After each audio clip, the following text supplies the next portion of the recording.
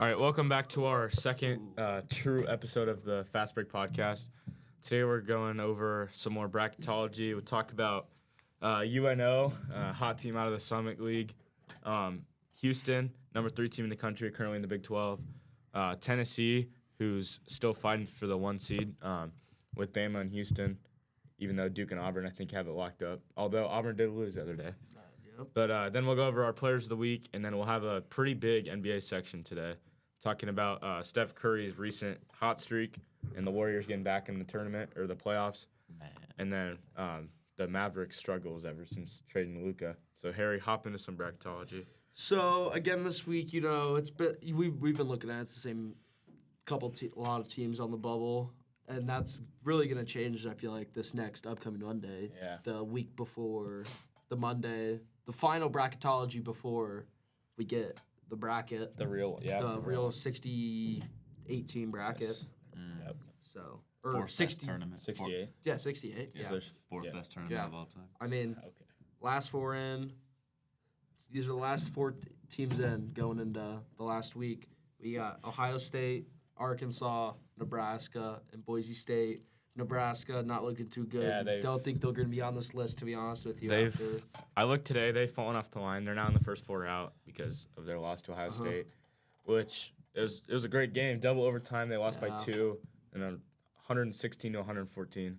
And the officiating down the stretch was controversial, but doesn't matter. You had a whole They had a lot 40 of minutes. chance. You had a whole 40 minutes to win the game, and then you had a whole 5 minutes You're after right. to win the game. So a lot of mistakes down the stretch. I mean, Ohio State still going to be in that last 4, and probably considering they were at home and didn't win by much against Nebraska.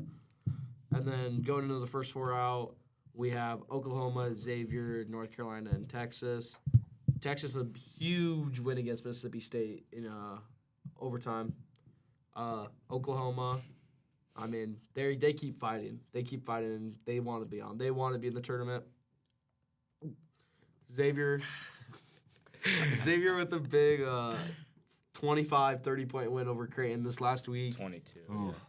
Just dominating them from the start. I mean, it's tough to win on the road. It's tough to win on the road in the Big East. Week. Shots like around 50% of the 3-point. Yeah. They play with a lot of heart. I mean, they showed they could probably be a top 4 team in the Big East. So. North Carolina, Duke this weekend at North Carolina. In Chapel Hill. So, I mean, North Carolina wins that. They're probably in the tournament as long as they don't sell in the ACC tournament. But North Carolina versus Duke. Yeah. And then for the next 4 out, for the next 4 out, we have SMU, Cincinnati, Villanova, and Wake Forest. I mean, SMU still, I don't think they still have a quad 1 win going into. I feel like if you're sitting on this line the next 4 out with only a week left to the tournament, you're really not probably you're not going to. You're gonna have to be a bid stealer. Yeah, and you're gonna have to either win your conference tournament or make the championship. NC State was that last year with their run to the Final 4. Mm-hmm. I feel like the team this year that replicates that North Carolina State team is Villanova. Yeah, I don't know. A dominant big. Eric Dixon, yeah.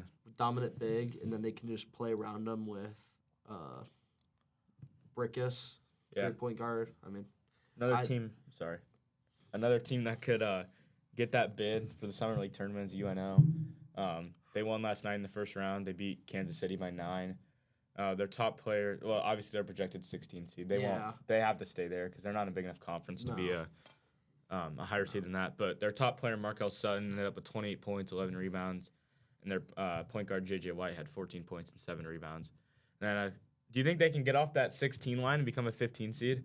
Like, the difference between that line, playing the 2 seed versus the 1 seed, is pretty big. I think it's going to be very hard for them, too. Yeah. They're going to have to win their division or win their conference and then they're going to have to hope a random team beats a team that's projected a 15 seed. I feel like athletically, UNO can match up with some of these teams. Yeah, I mean, but as we've seen in the past, it's not necessarily you don't need a 7-foot big to beat these power conference teams. Yeah. Like, I'm pretty sure the starting center for UNO is like 6'9", 6'10". Yeah.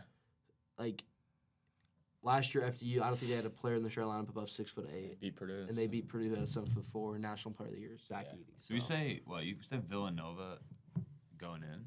What? Man, I don't know. It'd be tough Well, for them to make because I watched them play here when they played Creighton. Yeah. And, like, they play like an NBA team. Yeah. Like, they just ISO all the time. Yeah, It's the only thing It's I've just noticed. get the ball to Eric Dixon and score. I mean, when you have the best scorer in the country, I mean, when you have a guy that can score on all three levels. Okay. Got you. And another team. They're a projected 1 seed right now. They just beat Kansas by 6. That's Houston. They're number 3 in the country right now. Chalk. 3 scores in double digits in their last game against Kansas. Their point guard, LJ Cryer, in kind of the heart of their team. He had 4 fouls 2 minutes in the second half on senior night, so he was a little emotional about that. But he ended up with 22 points. And then, do you think that Houston, like, obviously they're projected to win the Big 12 tournament, but to stay a 1 seed, do you think they have to win the Big 12 tournament? I think it definitely depends on who wins, like, the SEC.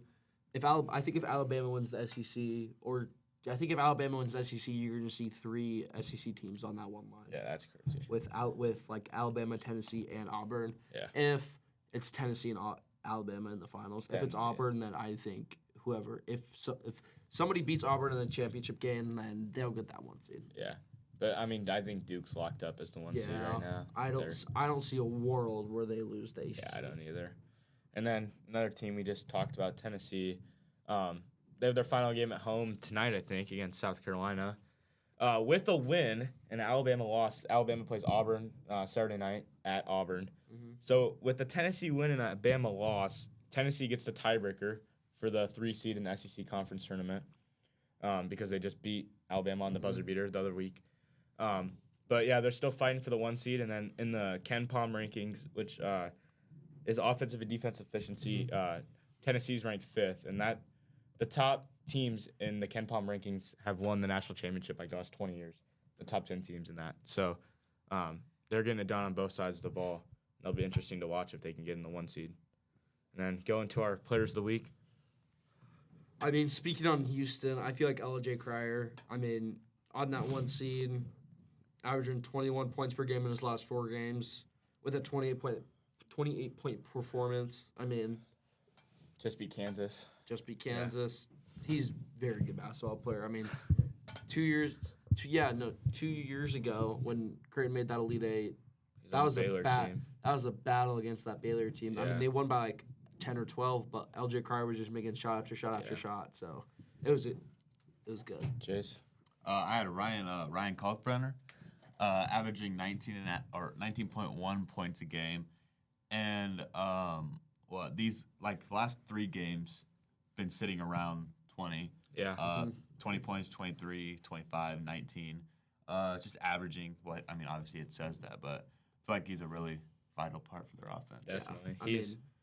He's starting to score less because they're figuring out if they double team him. And we got almost 9 rebounds too. So yeah. And he's averaging like 3 blocks per game. Yeah. So he'll probably win Big East Defensive Player of the Year. He'll win Big East Defensive Player of the Year, and then it's a battle between him and R.J. Lewis from St. John's for Big East Player of the Year. So yeah, my player of the week was Cooper Flagg. In their last game against Wake Forest, a Wake Forest team that's trying to get in the tournament. They were jacked up to play Duke, but Cooper Flagg had 28 points, 8 rebounds, 7 assists, so almost a triple-double. And didn't really play in the second half because Duke was up 30. So right now he's a National Player of the Year finalist above Janai Broom.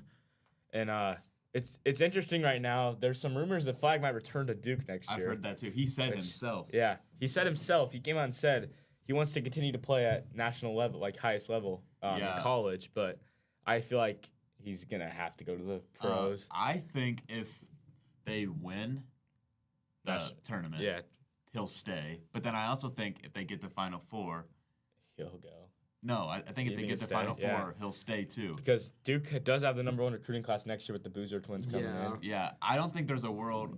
I think he's going to stay for a second year. I feel like part of the reason Duke is always hyped up in the regular season, but they don't really show, is because historically freshmen have not won the tournament. So, like we saw that with Zion in them. Almost lost to UCF. I mean, and then kind of got like owned by Michigan State. So. Yeah, it'll be crazy to see. I feel like if he, like, it's never good when player returns sometimes if they get hurt. Yeah. Because, like, he's projected number 1 pick right now. He can go to the pros. He'll probably be on one of those lottery teams. He's got an NIL right now, doesn't he? Yeah. A lot. Which is also probably a big part. He probably doesn't necessarily want to play for a bad team, so. Yeah. He'll be missing out, I think he's $40 million majority. Yeah, it'll be crazy to see how their season ends. I think Duke could end up winning it all. They're offensively so strong. They just score like 100 points a game. So. I think if they win, he'll stay. Yeah. But then moving on to the NBA section of the podcast, I'm talking about the Warriors. Ever since acquiring Jimmy Butler, they're now up to the 6th seed in playoff seeding, which that 6th seed is really important in the NBA because with the new play-in tournament to get into the playoffs, the top 6 get to avoid that, where the 7 and 8 seed have to play in the play-in tournament to make the tournament, like make the playoffs.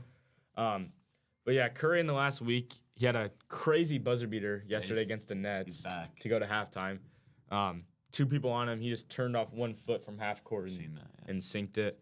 Yeah. And then the last five games, last Thursday against the Magic, he had 56 points in 34 minutes, which is crazy. Last night against the Nets, he had 40 points in 36 minutes. Ever since Jimmy Butler did get on the team, though, you have seen his assist numbers drop, which is a little interesting. Jimmy Butler? I mean, other than that Charlotte-Philly game where he had 13 and 10. Yeah. 13 and 10. And that New York game at 7, but...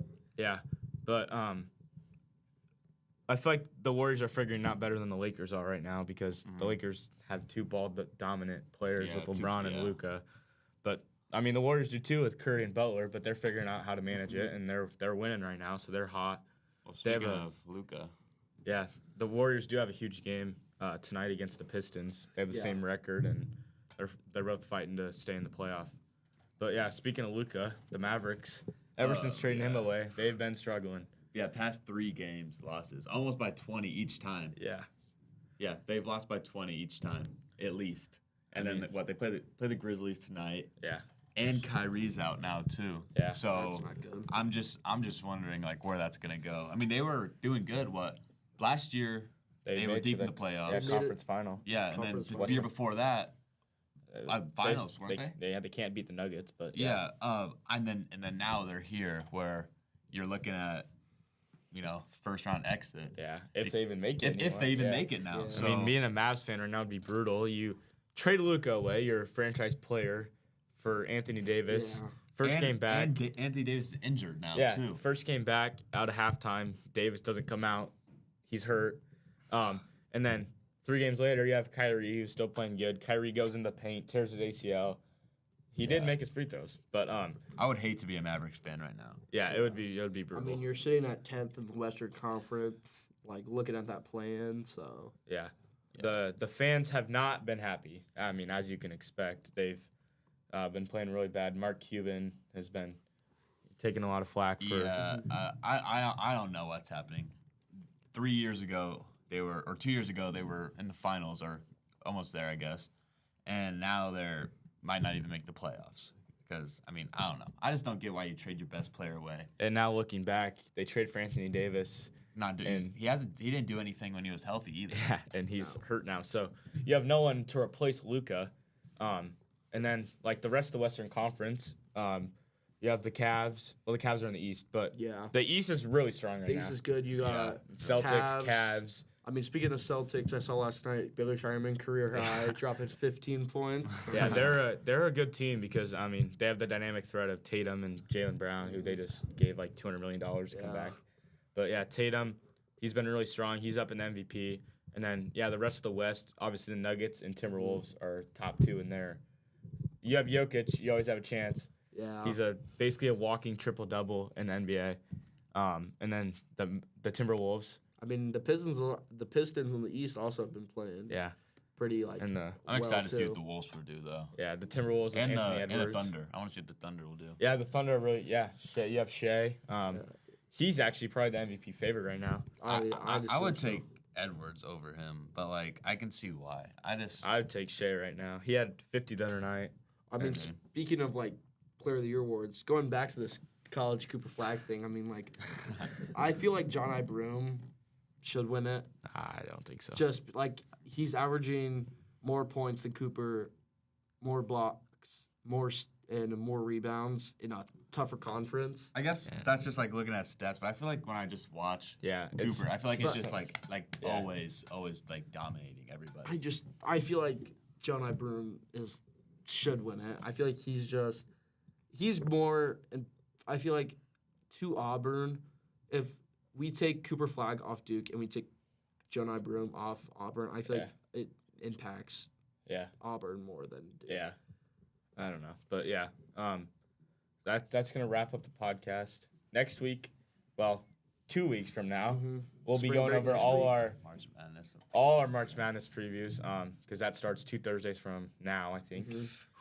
It'll be crazy to see how kind of that bubble shakes out. Yeah. And then who ends up getting those last 2 1 seeds? Because I think Auburn and Duke have it locked up. We'll give our predictions on. Maybe give some info on our brackets. Yeah, maybe throw a couple brackets out there. All right. We'll see. But thanks for listening, and tune in next time. Thank you. I have to go. Oh, you got that, Connor.